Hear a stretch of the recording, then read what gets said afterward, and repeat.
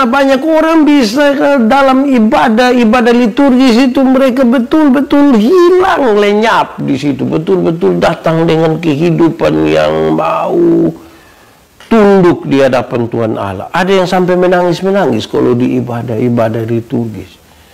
Tapi keluar dari gereja itu dong gila sendiri. Itu berarti tidak sinkron antara ibadah liturgis dengan ibadah raya kehidupan.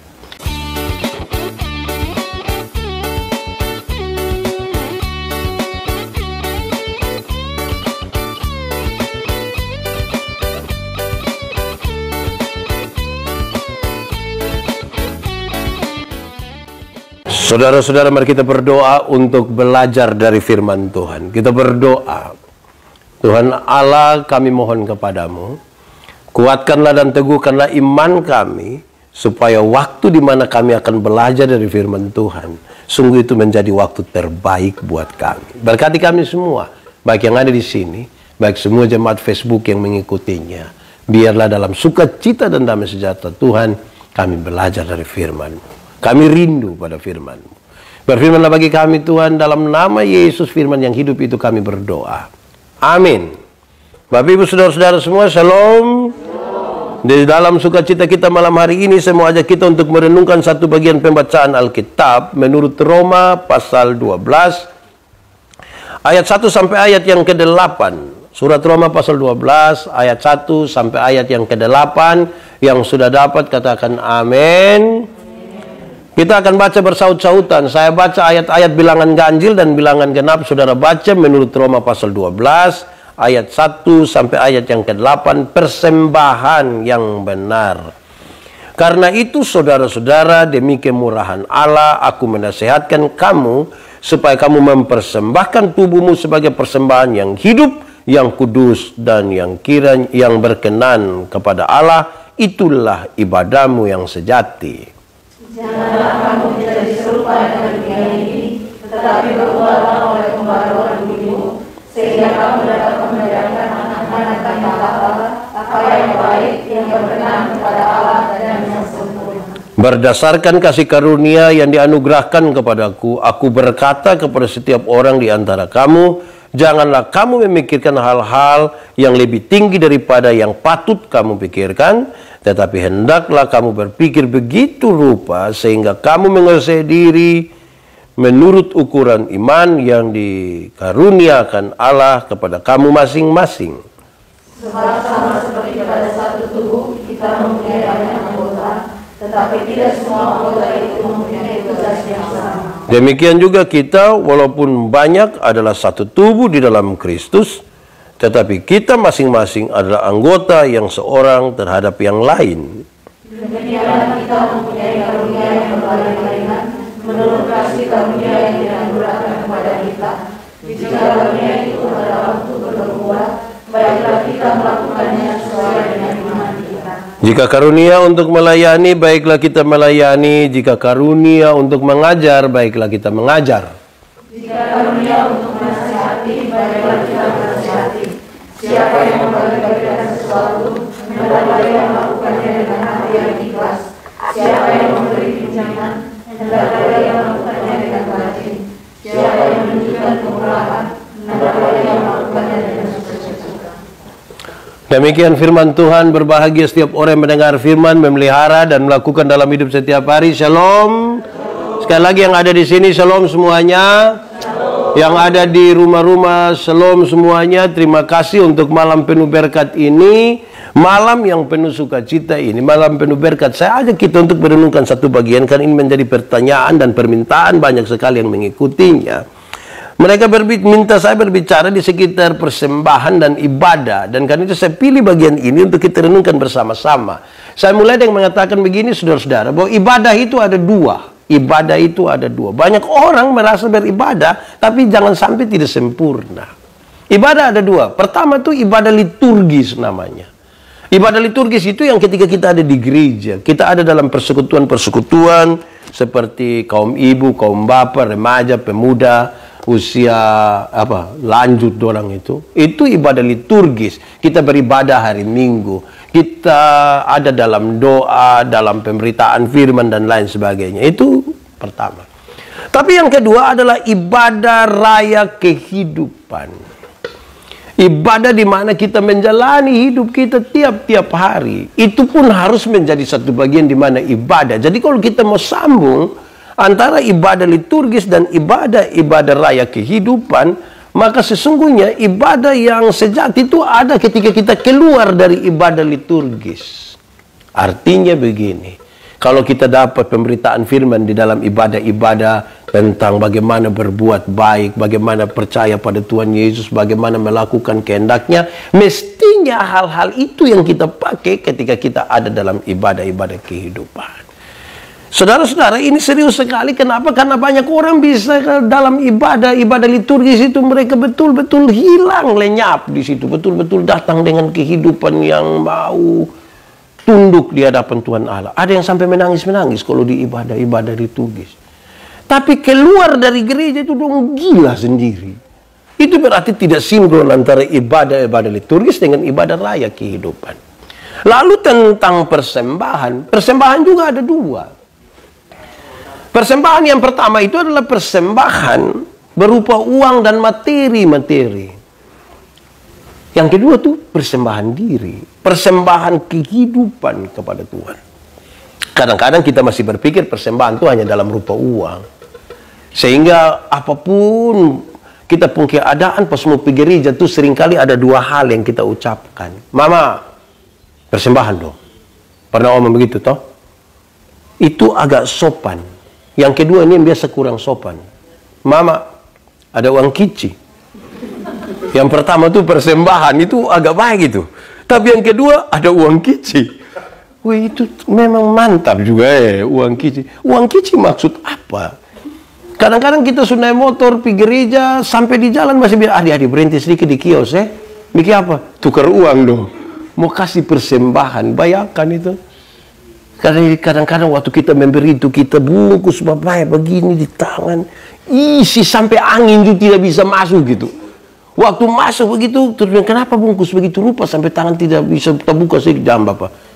Alkitab bilang kalau tangan kanan memberi, tangan kiri tidak boleh tahu. Padahal saya tahu itu 1000 itu. Karena kalau 100.000 biasa agak terbuka sedikit, biasa kita pegang begini. Kalau yang kecil itu dia agak lain. Kira-kira begitu. Tapi supaya menjadi jelas, saudara-saudara, saya suka bilang di mana-mana. Satu saat ketika Tuhan Yesus diberi pertanyaan, boleh bayar pajak kepada kaisar atau tidak? Yesus cukup hati-hati. Kenapa?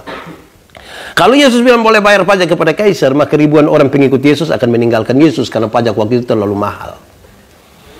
Tapi kalau Yesus bilang tidak boleh bayar pajak kepada kaisar, maka Yesus akan dianggap memprovokasi masyarakat untuk melawan pemerintah. Pasti dia ditangkap. Maka Yesus bilang begini, tunjukkanlah kepadaku koin untuk pembayaran pajak itu. Dong kesudah Yesus tanya, gambar dan tulisan siapa ini? Kaisar. Berikan kepada kaisar apa yang wajib kamu berikan pada kaisar, tapi berikanlah kepada Tuhan apa yang wajib kamu berikan pada Tuhan. Ini bukan soal perpuluhan, ini bukan soal persembahan. Gambar dan tulisan siapa ini? Kaisar. Nah, karena di situ ada gambar dan tulisan kaisar, kasih kepada kaisar. Tapi Alkitab berkata, kamu semua adalah gambar dan tulisan Allah. Berikan uangmu pada kaisar, tapi berikan dirimu kepada Tuhan Allah dan bukan uangmu. Diri kepada Tuhan, bukan uang kepada Tuhan. Supaya jangan ada orang bilang begini, Bapak Pendeta, saya memang tidak pergi gereja Bapak, tapi saya pun persembahan pi. Oh, itu memang terlalu. Pernah dengar itu kalimat? Atau sendiri omong bilang, beta capek kok son pi ma bawa persembahan. Di surga tidak ada kios jual supermi. Ya kita tidak sementara bikin persembahan, itu kumpul uang untuk bawa pi surga. Tidak, persembahan diri.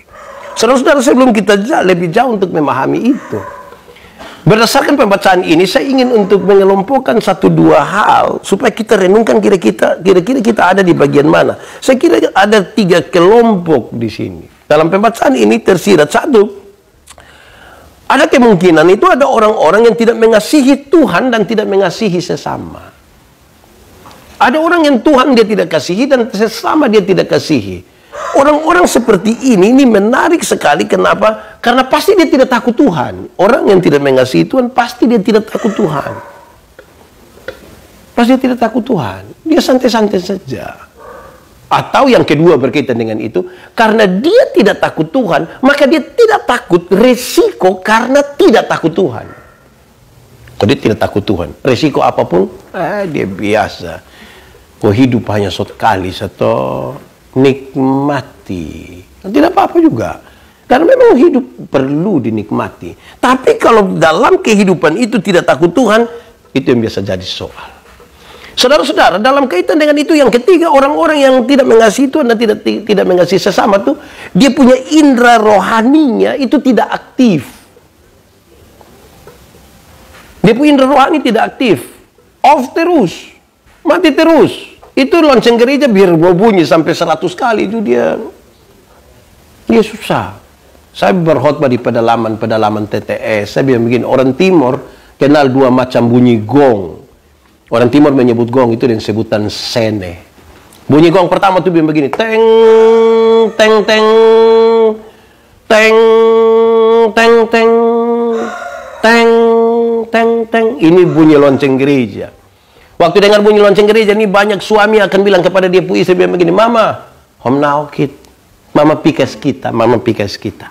Itu kalau bunyi gong pertama. Ada bunyi gong yang kedua, ini dia tempo sedikit lebih cepat. Dia pembunyi bilang begini, titu, titu, titu, titu, titu, titu, titu, titu, titu. Itu bunyi gong apa? Pesta. Apalagi di kefa ya dia.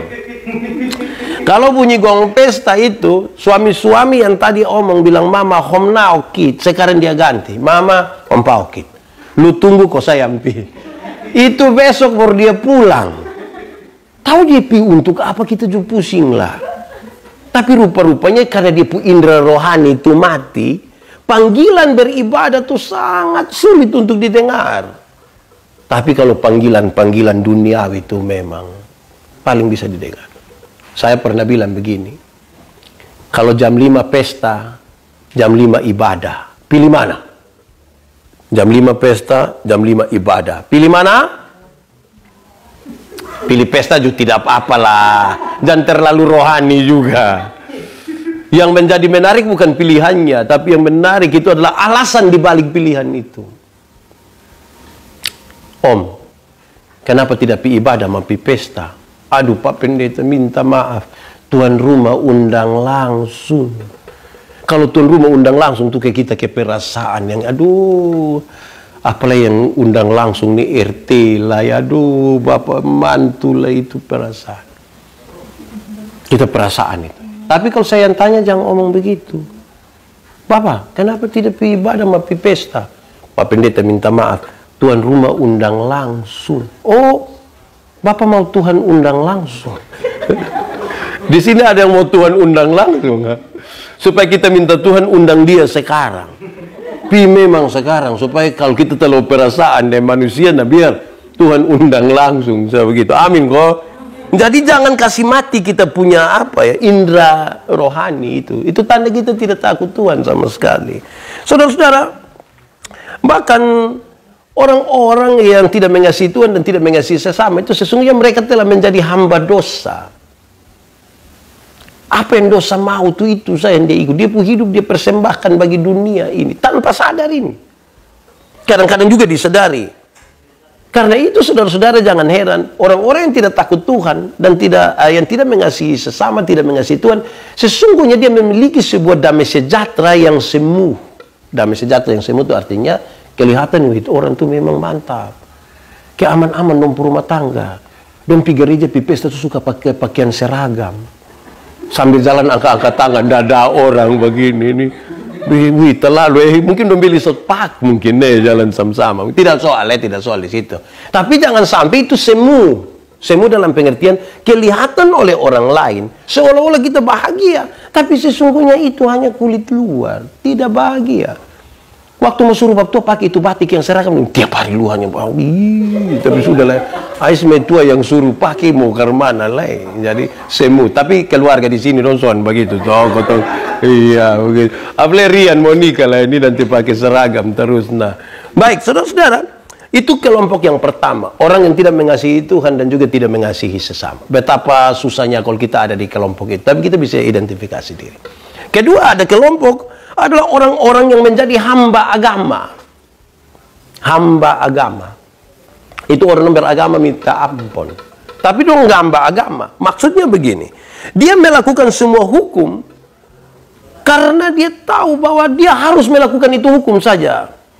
Seringkali dia tertekan karena itu hukum. Jangan mencuri. Oh, dia tidak berani curi. Bukan karena dia tahu pencuri itu tidak baik. Berani pencuri, tapi tangan karena potong. Bahaya itu. Woi, lebih lakukan. Berarti kau mati. Dia sesungguhnya tertekan. Mata, kalau dalam tradisi ini Yahudi ini, mata yang pakai untuk melalui orang itu, melalui itu bagian di luar NTT itu artinya apa lagi?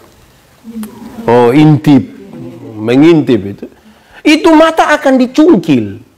Wih, berat tuh kalau mata setiap kali lihat orang pu istri mata dicungkil. Ini kita pu mata hanya 2 ini. Beta pun mungkin cungkil berapa kali. Terakhir pakai kacamata sudah biar. Bayangkan, dia jadi hamba agama, melakukan hukum-hukum agama, karena dia dalam ketakutan. Dia penuh dengan ketakutan. Dia melihat sebuah gambaran yang menakutkan dari neraka. Itu biasa terjadi kalau mau Paskah tuh. Orang bawa film Yesus putar di kampung-kampung. Waktu putar habis itu dia bilang, Bapak, wih, neraka tuh ngeri, yes. Jadi dia takut untuk hidup secara normal ini, karena nanti ada hukuman di neraka. Ini hamba agama dia pernah. Kalau dia bilang di beta begitu, saya tidak pusing di neraka. Minimal pendeta mesti tahu. Saya tidak tahu itu tidak apa-apa. Kok kenapa? Saya kalau masuk surga, bukan karena ketakutan hukuman di neraka. Tapi kalau saya masuk surga, karena Tuhan Yesus itu mati bagi saya. Bukan karena ketakutan.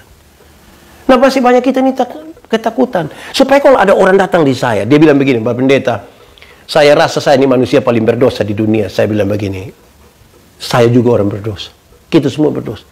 Tapi kasih Allah yang besar itu lebih besar dari kita pun dosa, dia mengampuni kita. Itu luar biasa tuh. Daripada anak datang bilang begini, Pak Pendeta, saya rasa saya manusia paling berdosa sudah. Betul-betul. Lu muka berdosa. Lu muka berdosa. Lu kalau tidak bertobat, lu kaki tangan putus bang semua nanti. Hai, ini bahasa apa ini? Akhirnya dia jadi hamba agama, terpaksa kelihatan baik. Sebenarnya dia tidak biasa doa makan, mas sudah kan semua tutup mata, dia tutup mata. Angka muka begini, orang masih tutup mata, dia tutup ulang lebar dia. Wih, hidup pun tertekan lagi di situ. Karena hidup menjadi hamba agama saja. Dan konteks itu pas dengan kita, saudara-saudara. Kenapa? Karena banyak orang beragama tapi tidak beriman. Banyak orang punya agama tapi belum tentu beriman. Rantai salib dong berat 1,5 kilo. Tapi dia pun maki justru bapak dia. Itu dia pun masalah di situ. Nah, kelompok yang ketiga adalah orang-orang yang hidup di dalam kasih karunia. Kelompok yang ketiga adalah orang-orang yang hidup di dalam kasih karunia. Mereka adalah orang-orang yang mengasihi Tuhan Allah.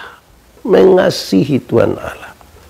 Dia melihat dan menikmati dengan penuh sukacita segala sesuatu yang Tuhan kasih buat dia. Dia menikmati. Menikmati dengan sukacita. Saya bicara di mana-mana sukacita dan senang itu 2 hal yang beda. Beda sekali. Dia nikmatin sukacita. Bukan senang. Senang itu berurusan dengan kepuasan-kepuasan kita. Karena kita beroleh sesuatu yang memuaskan kita. Tapi sukacita itu berurusan dengan sikap kita terhadap keadaan. Baik itu senang, baik tidak senang. Menyangkut senang, Alkitab bilang begini. Ada waktu untuk senang, tapi ada waktu untuk susah. Jadi kalau saudara sementara senang sekarang, ingat sedikit lagi susah. Atau kalau saudara sementara susah sekarang, mungkin sedikit lagi mati. Karena kita tidak tahu kita hidup sampai kapan. Tetapi menyangkut sukacita, Alkitab berkata, bersukacitalah senantiasa. Baik waktu senang, baik waktu susah. Kalau senang yang kita cari, dunia bisa berikan buat kita. Tapi kalau sukacita yang kita cari, hanya bisa kita temukan di dalam Tuhan. Banyak orang cari Tuhan ini masih cari senang, bukan cari sukacita. Uang yang banyak bisa membeli kesenangan, tapi tidak dengan sukacita. Senang itu bagian dari sukacita, tapi senang itu bukan sukacita. Sama kayak ban itu bagian dari oto, tapi ban itu bukan oto. Supaya jangan baru naik ban kira sudah naik oto. Dia itu kayak anak TK dulu itu. Begitu. Nah, kalau saudara mau butuh senang, pilih posa. Kita pilih di tangan-tangan saja bikin senang-senang diri. Senang apa? Orang lain belanja baru kita hanya lihat, senang. Dong isi di kantong, kita lihat lama-lama kita bilang foto beta do di sini. Orang pulang bawa barang, kita pulang bawa foto. Jadi orang menikmati segala sesuatu yang Tuhan berikan dengan penuh sukacita. Damai sejahtera Allah mengisi dan memerintah di dalam hatinya. Dalam situasi apapun, dalam situasi apa. Nah, itu yang membuat orang bersukacita. Saudara-saudara, pembacaan ini kasih tahu kita bagaimana kita memahami kemurahan Allah. Kemurahan Allah. Kemurahan Allah, bahwa hidup ini sesungguhnya adalah kemurahan Allah. Tuhan kasih kita hidup ini kemurahan. Hanya karena kemurahan Allah itu kita dapat hidup. Kalau kita dipilih oleh Allah, itu pun kemurahan Allah. Kalau kita dipanggil oleh Allah untuk pelayanan, itu pun kemurahan Allah. Bukan karena kebaikanmu, bukan karena fasilitasmu, bukan karena... Saudara tahu lagu ini kok? Kalau tahu nanti Asbor menyanyi ya. Kita dengar khotbah dulu. Kita dengar khotbah dulu. Ini luar biasa. Kalau kita diselamatkan, itu hanya karena kemurahan Allah. Amin kok? Jadi supaya kita lihat hidup itu kemurahan, dipanggil itu kemurahan, dipilih itu kemurahan, dan kalau kita diselamatkan, itu hanya karena kemurahan Allah. Bukan karena kita. Itu hak prerogatif dari Tuhan Allah untuk panggil kita. Supaya tidak boleh ada orang yang menyombongkan dirinya. Saudara-saudara, tapi kita berhadapan dengan tantangan-tantangan kita. Tantangan ini, saya mencatat di sini. Iblis mencoba untuk menghancurkan pengharapan kita kepada Allah melalui yang bertahan hidup adalah yang menetapkan cita-cita dan harapan ke masa depan. Dombis bertahan hidup. Kenapa? Iblis mau di sini untuk menghancurkan orang-orang percaya. Karena banyak orang yang menetapkan hidup menuju masa depan itu kadang-kadang tidak sabar. Dia mau cepat-cepat, mau buru-buru. Kita ini baru buka HP, lelet sedikit, padahal kau tunggu sedikit, nah kenapa? Kita terlalu buru-buru. Karena buru-buru itu buat kita seringkali tidak sabar untuk melihat proses. Buru-buru itu tidak baik. Kadang-kadang bisa bikin celaka diri, kadang-kadang bisa bikin celaka orang lain. Saudara lihat yang orang kantor dong itu. Kantor rata-rata jam 7:30. Dong santai-santai di rumah. Kadang-kadang bangun terlambat karena nonton Euro. Terus sadar pi jam 7. Semua orang kantor siap jam 7. Sama-sama keluar dari rumah jam 7. Nah manusia begini banyak. Ini kan mulai macet-macet di jalan tuh sekarang. Itu dong pumba marah ikut jalan ini minta ampun. Semua gas habis. Coba kalau dia lebih tempo. Itu lebih baik. Tapi juga itu jangan jadi kesempatan kok. Besok pagi 5:30 su bilang beta pi sudah. Pipi kiap jangan sampai dia pergi kantor lain.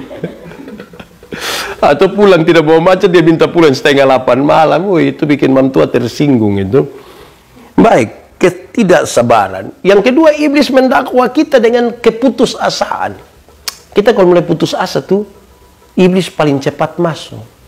Dia bikin kita bisa putus asa sedikit. Bahaya itu kalau putus asa. Hati-hati. Iblis bisa mendakwa kita itu dengan menyalahkan diri sendiri. Kadang-kadang kita terlalu jauh menyalahkan diri. Semua rambut lurus baru hanya beta yang keriting ini. Itu ke mana ya? Sudah usah salahkan diri toh. Apalagi hanya soal rambut. Tidak usah salah diri. Apalagi hanya soal berat badan. Tidak usah salah diri. Nikmati saja ini hidup toh. Hei, kadang-kadang kita rumit. Saya tanya banyak ibu-ibu. Menurut saudara makan itu penting kok tidak? Ibu-ibu, makan itu penting kok tidak? Penting ya? Yakin. Lalu kenapa banyak ibu-ibu tidak makan malam? Dong hanya telan ludah malam. Terus nanti bangun koma kamu baru dong tunjuk baru dalam nama Yesus tidak akan sembuh. Nikmati saya ini hidup, tidak apa-apa. Jangan terlalu salahkan diri tidak usah. Kadang-kadang iblis mendakwa kita dengan amarah dan dendam. Amarah yang meluap-luap. Kadang-kadang kita marah nih. Ada orang yang dia bisa marah ini dia ungkit-ungkit yang dari tahun 1970 berapa kok. Ini hari datang gelas satu ada di ujung meja kok hampir jatuh. Dia marah. Kok siapa yang taruh gelas di sini anak dong tidak bisa mengerti ini barang. Sudah harusnya habis toh. Besok pulang ternyata ada kotor sedikit di ujung meja situ. Kita bakalai. Kok kenapa tidak perhatikan ini bersih, ini anak dong, ini sama kayak yang gelas kemarin. Hei, nah kotor ya kotor, jangan bawa lagi gelas kemarin. Kecuali kalau gelas itu masih ada. Kadang-kadang kita pu amarah dan dendam ini bisa marah bahkan sampai orang mati. Kaseng-kaseng kok dia mati biar dia mati. Dong keturunan begitu cuma mati semua baik. Saudara hidup yang macam begini, terasa kita hidup terlalu tertekan. Atau yang terakhir, kadang-kadang kita, iblis ganggu kita dengan kenikmatan dunia. Tahta, wanita, harta. Jabatan, perempuan, dan kekayaan. Iblis suka mainkan di situ, karena kita kan punya cita-cita. Dia menghancurkan kita. Nah, pelajaran kita sekarang menyangkut dengan persembahan kepada Tuhan. Saya mencatat 1-2 hal untuk kita semua. Dalam anugerah Tuhan itu, luar biasa. Saya baca satu kisah kecil dia begini. Ada satu orang pergi ke pesta. Ternyata di sana apa ya? Orang-orang sebanyak, tapi karena hujan di depan pintu pesta tuh ada air dan sedikit berlumpur. Mungkin karena dia tidak hati-hati, dia jatuh di situ. Dia pun pakaian sedikit kotor. Semua orang lihat dan dia sudah sangat malu. Dia rasa itu hari yang paling membuat dia naas sekali. Kenapa? Dia kesal, dia pun diri coba jangan datang. Tuan pesta lihat itu. Tuan pesta ini seorang pejabat besar. Undang semua orang hari itu dan kenapa dia harus mempermalukan diri di hadapan ini pesta yang besar. Waktu tuan pesta melihat hal itu, tuan pesta datang, kawan, mari masuk. Dia sudah mau. Saya terlalu kotor, Bapak minta maaf, biar saya di luar saja kalau saya harus ada di sini. Lalu apa yang dilakukan oleh tuan pesta ini? Ini tuan pesta ini sengaja menjatuhkan dirinya di dalam lumpur tadi. Setelah dia jatuhkan diri di dalam debu lumpur, dia peluk ini orang, kawan, mari kita masuk. Tidak ada lagi alasan. Toh. Dia mau omong kotor, kotor ini. Bawa masuk. Itu sebuah gambaran.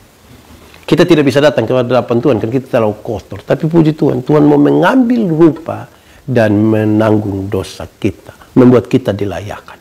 Lalu setelah itu, apa yang mesti kita lakukan? Saya catat sejumlah hal. 1, orang Kristen percaya bahwa tubuhnya adalah milik Allah. Dan karena itu dia bisa pakai dia pun tubuh untuk memuliakan Tuhan Allah. Dia pun diri ini tubuh milik Allah. Karena itu dia bisa pakai dia punya tubuh ini untuk melayani Tuhan, untuk memuliakan Allah. Itu baik itu. Supaya kalau orang lihat dia orang memuliakan Tuhan Allah. Toh? Dia pakai dia punya hidup yang masih kuat. Kadang-kadang kita masih muda-muda ini panggil pelayanan susah sekali. Kakak ikut pelayanan, wih saya sibuk. Kita ini kalau omong sibuk itu ke derajat agak naik sedikit. Kakak pelayanan, jadi dia tidak ikut pelayanan. Nanti seumur 79 tahun khusus setengah mati baru dia datang bilang, kalau bisa biar saya diaken. Nanti bayi mati bikin kita pusing. Bayi di rumah. Dari tubuh yang adalah milik Allah. Mari kita pakai toh. Pakai untuk apa? Untuk melayani Tuhan, untuk memuliakan Tuhan. Itu pertama. Kedua, saudara-saudara, ibadah sejati bukanlah persembahan, bukanlah ibadah liturgi sesungguhnya. Yang kita ada di gereja kurang lebih 1-2 jam. Ibadah yang sejati bukan itu. Bukanlah persembahan pada waktu liturgi dan upacara-upacara keagamaan. Tetapi ibadah yang sejati adalah mempersembahkan kehidupan hari-hari kita kepada Tuhan. Bukan persembahan pada waktu liturgis. Di dalam ibadah liturgis itu sesungguhnya hanya persiapan untuk kita masuk dalam ibadah raya kehidupan yang penuh dengan tantangan, yang penuh dengan berbagai-bagai pergumulan. Apalagi kita tinggal di tengah-tengah dunia. Rumit itu. Ketiga, saudara-saudara, ibadah yang sejati ialah mempersembahkan tubuh kepada Tuhan Allah. Tubuh yang dimaksud itu adalah kalau tubuh saja kita persembahkan kepada Tuhan Allah. Tuhan pakai saya, utus saya, berkati saya untuk terus menjadi berkat dan seterusnya. Maka tentu yang ada pada kita, kita pakai semuanya. Saya ketemu satu orang, dia penjual tas. Tiap-tiap bulan itu dia bantu kira-kira 20 juta untuk apa ya? Untuk acara-acara pekabaran Injil. Terus orang bertanya, wih 20 juta satu bulan tidak banyak itu kah? Dia dengan sedikit senyum dia bilang 20 juta banyak. Padahal saya tahu bahwa dia tidak terlalu kaya. Dan kenapa 20 juta banyak dia bilang. Dia tanya, Tuhan Yesus mati bagi kita harga berapa? Lebih dari 20 juta atau kurang 20 juta. Wih, mahal. Kalau begitu tidak seberapa apa yang kita persembahkan begitu. Lalu lu dapat dari mana? Tuhan tahu kan kita selalu memberi. Tuhan selalu akan kasih berkat. Saya pernah bilang begini. Ada dua orang mau minta karunia kepada Tuhan. Waktu dua datang kepada Tuhan, ternyata karunia tinggal dua. Yang satu karunia memberi, satu karunia menerima. Orang pertama cepat-cepat angkat ambil karunia menerima. Berarti tinggal karunia apa? Memberi. Orang kedua sugaru-garu kapalnya sudah, kalau tinggal itu nanti terima. Langgar 20 tahun kemudian, di persimpangan jalan dong ketemu di lampu merah. Yang punya karunia memberi itu dia ada di atas mobil mewah, satu tanda sukses sekali. Yang punya karunia menerima itu kok dia duduk-duduk minta-minta di pinggir jalan. Jadi waktu dua lihat yang satu, perasaan itu hari lu dapat karunia memberi, kok kenapa lu lebih hebat dari saya yang punya karunia menerima? Terus yang satu jawab, karena Tuhan tahu saya selalu harus memberi, maka kepada saya Tuhan selalu memberikan lebih. Tapi engkau kan karunia menerima. Jadi di mana-mana setiap hari itu hanya begini. Tolong dulu, tolong ini parah. Tahu kita yang di sini karunia apa kita ini? Tapi kita bisa ukur. Nah, saudara-saudara, beri kita pun tubuh. Termasuk yang dikerjakan oleh tubuh setiap hari harus dipersembahkan kepada Tuhan. Apa yang kita pun tubuh lakukan, itu persembahkanlah kepada Tuhan. Jangan berusaha untuk menyesuaikan diri dengan kehidupan ini. Ubahlah ini dunia ini oleh pembaharuan budimu. Tidak berlaku masuk kandang kambing mengembik, masuk kandang ayam, ayam hilang. Tidak berlaku itu. Yang berlaku adalah kamu tinggal dalam dunia, tapi kamu tidak berasal dari dunia, supaya ketika kamu pergi ke dalam dunia, ubah itu dunia oleh pembaharuan budimu. Itu yang luar biasa. Saudara-saudara, ketika Kristus masuk ke dalam kehidupan kita, kita sungguh akan menjadi baru. Pikiran kita baru. Berbeda dari masa lalu. Kita akan lebih menikmati hidup ini. Tuhan Yesus menjadi pusat dari kehidupan kita. Dan saudara bayangkan, kalau Tuhan ada di dalam kita, orang akan melihat apa yang Tuhan kerjakan di dalam kita.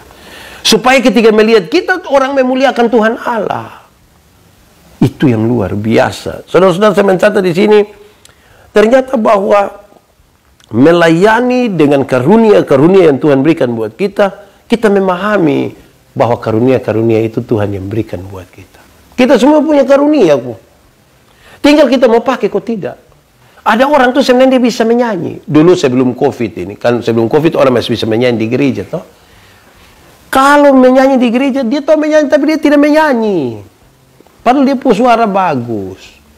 Nanti kalau bilang gubernur NTT dan ketua majelis sinode akan beribadah di sini. Oh, itu solo Judea, duet Judea, vokal grup Judea, paduan suara Judea, terima tamu, mungkin khotbah Judea. Lebih semua dia sudah. Itu bukan karunia, itu makam puji.